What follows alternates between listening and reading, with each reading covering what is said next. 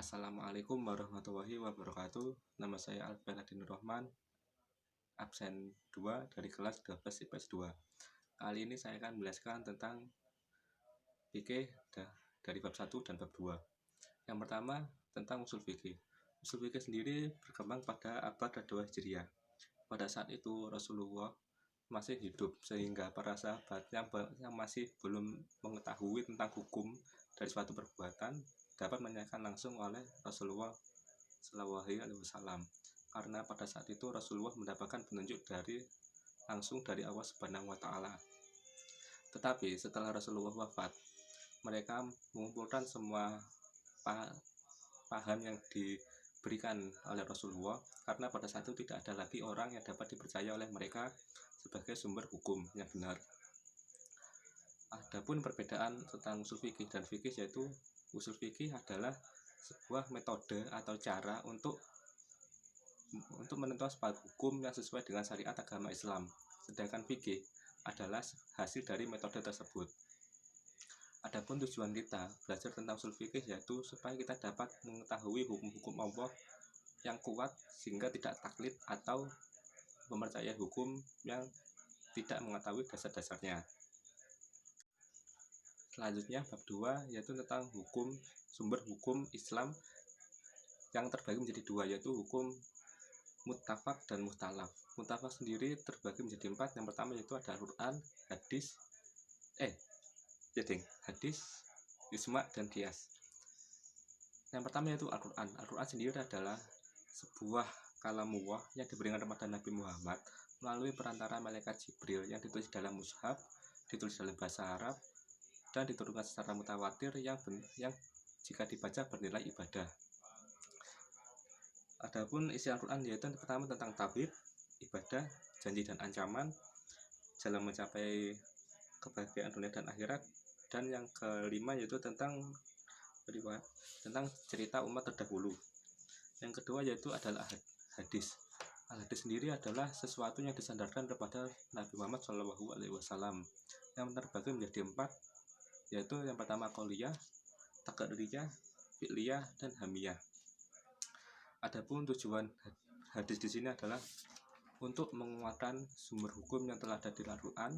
Yang kedua, menjelaskan hukum-hukum yang ada di Al-Quran, dan ketiga, menjelaskan hukum yang tidak ada di dalam Al-Quran. Ketiga yaitu ijma'. Ijma' adalah memutuskan atau menyepakati sesuatu, di mana ijma' sendiri dibagi menjadi 2, yaitu yang pertama ijma' syari dan ijma' sukuti. Ijma' syari yaitu menyepakati sesuatu secara jelas dan terbuka dengan ucapan maupun perbuatan. Yang kedua ijma' sukuti yaitu menyepakati sesuatu secara diam atau tidak melalui perbuatan dan perkataan.